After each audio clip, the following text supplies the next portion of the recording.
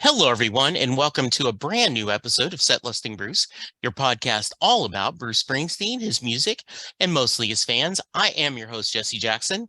Joining me is a fellow Texan. I have John from Texas here. John, welcome to the show. Welcome to the show. Yes. Thank you, man. Good to be here with you. Yeah, I am so glad you could join me. Glad to be here, and thanks for having me on to talk about Bruce, because I do love the podcast. Oh, well, thank you. That's really nice of you to say. So let's start out. Tell me a little bit about yourself. Give me your elevator pitch. Well, I'm not in an elevator. I'm in my living room. Come on. I'm not even sure you can pitch in an elevator. You got to kind of like toss underhand on like softball, or like if you're playing wiffle ball with little kids, I guess. Anyway, but that's not what I would call pitching. Oh, okay. Well, I guess let me put this a different way. Maybe tell us a little bit about yourself. Oh, why don't you say so? I'm John Smith. I'm 34. I live in a small town in West Texas, and I love listening to Bruce Springsteen's music. And as I said, I'm a big fan of your podcast because it's all about the man. That is very kind of you to say, John. So I always like to start at the beginning. What kind of music your family listened to when you're growing up? Like, give me your origin story. Origin story? I'm not a comic book character like Spider-Man or Superman. I didn't get bit by a spider or ride in on a rocket from alien planets or nothing. Okay, well, I guess I understand how you'd be a little confused. What I meant is, when you were young, growing up, did you grow up in West Texas? You bet. All right. What kind of music did your family listen to when you were a kid? Yeah, I get it. We loved all kinds of music. We listened to the radio a lot. I remember hearing a lot of songs played by I remember hearing lots of songs played by the Beatles and Queen, Elvis, Elton John, stuff like that. Okay, I assume were your parents big Willie Nelson and Hank Williams and all that Tex-Mex, country music? Yes, you know it, man. Yeah, that's good. So it sounds like your parents really loved the classics. Oh, hell no. Dad didn't listen to no Beethoven, Bach, or Mozart. Okay. But he did like 60s rock because it had electric guitars and drums and a little bit of the strings. Okay, so I meant classic rock, I guess is what I meant. Yeah, I guess you'd call it that. Okay, good. So can you remember when you first discovered Bruce, and what about his music spoke to you? Well, first, I don't think I discovered Bruce. I think that was John Hammond. And I don't think he was hiding at all. I don't know. Maybe he is a big fan of hide and seek. I'd never had a chance to play hide and seek with Bruce or really any growing up at all. But when I was a little kid, I played a little hide and seek, but I don't do that now. I'm too busy working. Okay. I guess, let me put this another way. When did you first hear Bruce's music on the radio or on his album? No, you had it right first time. It was the radio. I can't remember which station had it on. I was just driving along and I just started hearing like, who is this fellow? And they actually said it was Bruce Springsteen. How about the people on the radio actually tell you what the song is? Anyway, it was that, and then I can't remember. I think it might have been Born to Run or Thunder Road. Might have been. And that kind of grabbed me. So the next time I heard it, I was ready for it. Oh, okay. That's nice. That's really good. So I always like to preface this with the number of times seeing Bruce live is not a fair barometer of how big of a fan you are. Oh, well, I'm not a barometer anyway. I'm not a weather guy much, although I do need to know sometimes when I'm going out what it's going to do out there. But I can tell you, I can pull out my phone and look at my app, and are you worried about it raining or something? No. I'm sorry. I guess what I meant is sometimes people wear a badge of honor how many times they've seen Bruce perform live. Well, I don't wear any badges, but I can tell you I've seen him 3 times. No, wait, 4 times. Almost forgot that one time. That was a whole lot of fun. That's nice. So tell me a little bit about seeing him live. Okay. What, like, give me some experiences of what kind of, when did you see him? What kind of songs? Give me the shows. Give me a little breakdown.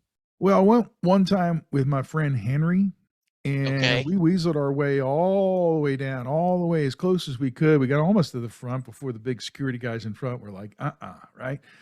But we did get close enough so that when he came down, you know how Bruce gets out there on the cloud, you know how Bruce gets out there and kind of surfs the crowd a little bit? Well, we did get our hands underneath and hand him along a little bit before we got chased back to our seats. That was kind of fun, man. I got to admit, it was a little scary with the security guys looking at us funny, but it was a lot of fun.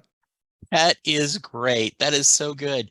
So let's talk a little bit about records. Do you have a favorite record or records? Hold on one. Well, there's a bunch of records, and they're all tied to one guy, Jesse. I'm talking about Dirk Nowitzki. He's the only player ever to play for a single NBA franchise for 21 seasons. He's a 14-time All-Star, 12-time All-NBA team member, the first European player ever to start in an All-Star game, the first European player to receive the NBA Most Valuable Player Award. He's the highest scoring foreign-born player in NBA history, and he's the first Maverick voted to an All-NBA team. That's some records. That is some records, and I'm a big Dallas Maverick fan too. I guess I was more talking about your favorite songs. Well, I have to go with the 23rd Psalm, "The Lord is my shepherd, I shall not want." You know it. I think that one really says it all for me. Okay, yeah, that is true. Absolutely. During these times, it's always good to go to Psalms. I guess what maybe some Bruce Springsteen songs. Oh, okay, I get it.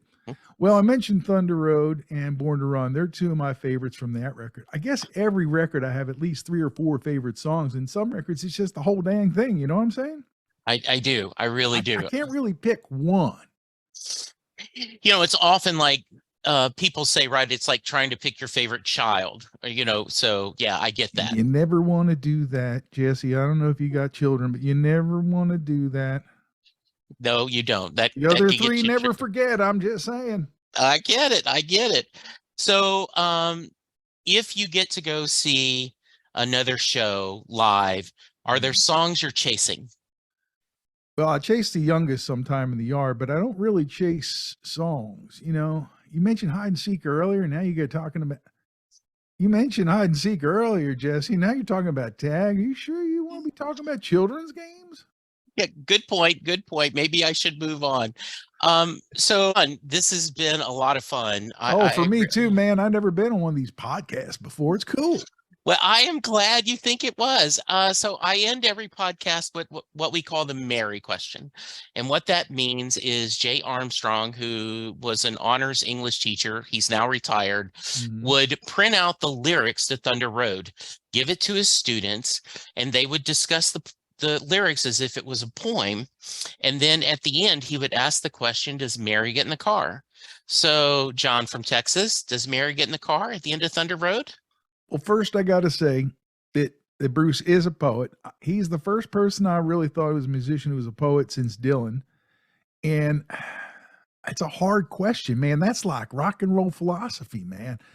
I say no, she doesn't get in the car. And here's why. Because the songs that follow, the love songs where he's longing for love and hungry heart and all that, he's still thinking about her not getting in the car to go with him back in that song.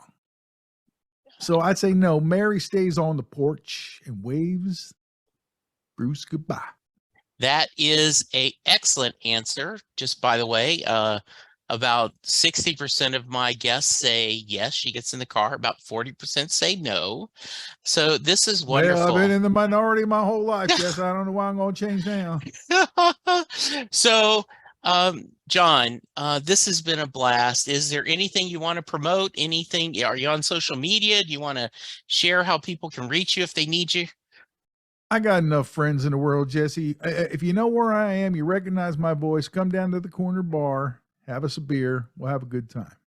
That sounds good. That sounds very, very good. Listeners, thank you so much for tuning in, downloading. Thank you, John. Let's all be safe. My pleasure. Yep. Be kind, and we'll talk to you soon. Goodbye.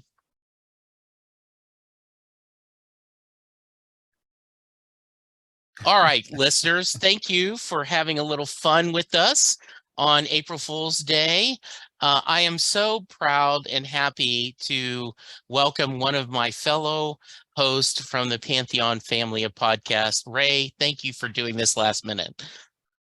Oh, well, it's great to be on with you, man. Anybody who loves Bruce Springsteen, I figure I got to spend time with you, get to know you, and now I've discovered your podcast, so you have one more listener, sir. That is great. Yeah, before we hit record, we were talking, and so I won't spoil all of it because Ray's going to come not in character and join me, but you do have to please tell my audience your experience about you were telling me about being in the press box. Just give them a little snippet of what's going to come up when we have a real interview. Well, you were telling me about one of your experiences, which was VIP style. And I never did a Bruce show in like one of the luxury suites in the building. I was always either down in it or in the press box. Yeah. But the press box story I want to tell you about is when Bruce was playing at Giant Stadium, and first time I saw him there at the Amnesty International show, and all kinds of people were playing that day. And it's about who I had a cigar with and who I hung out with that day. The bold, the beautiful, and some of my favorite actors. It's kind of cool stuff. That is good. That's a great tease.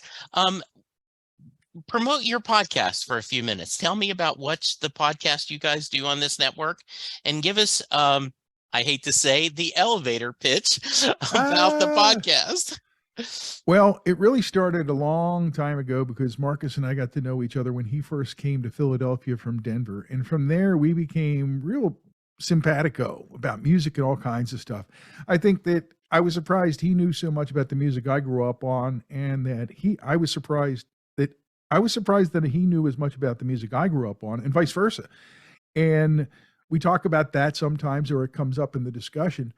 But when things started, I can't even tell you what exactly it was. I think we ran into each other one time and said, we should do a podcast. And then we sat down, we had a couple meetings. We sat at a bar for about 2 hours one day, made a long list of this and that and title ideas and all kinds of things. And at the end of it, I thought, we just started a podcast. And we had no real expectations or anything else. We got ourselves started on our own website.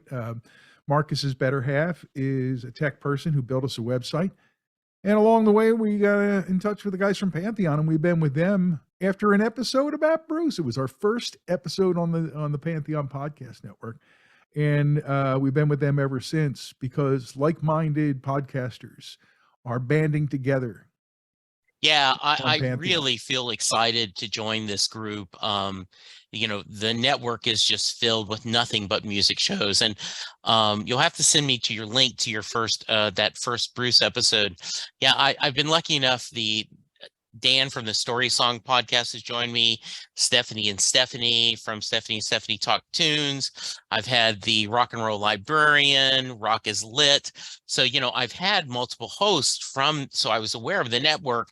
And so I was really excited when they reached out to me and said, we don't have a Bruce show. I think we need a Bruce show. And I'm like, yes, you do. So, yeah. And what's the name of your podcast?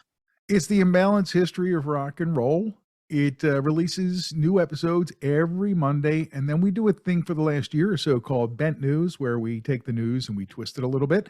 Oh, nice. And we do them every week and release on Fridays. Anywhere you get your podcast at this point, especially the Pantheon Podcast Network. Very nice. And you want to give us, are you guys on social media at all?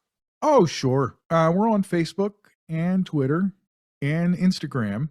And you can also find our website, imbalancedhistory.com.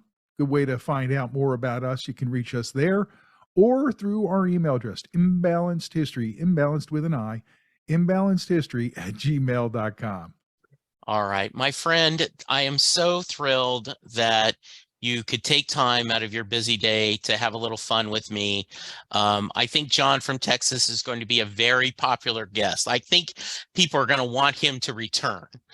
So, okay, well, we'll see if we can get in touch with him for you. Yes, I thank you. All right, my friend, have a great weekend. Be safe, be kind. Listeners, enjoy the weekend, and we'll talk to you soon. Goodbye. Tramps like us, baby. Tramps like us. Yes, no sin to be glad you're alive. Have a great weekend. Bye. All right. So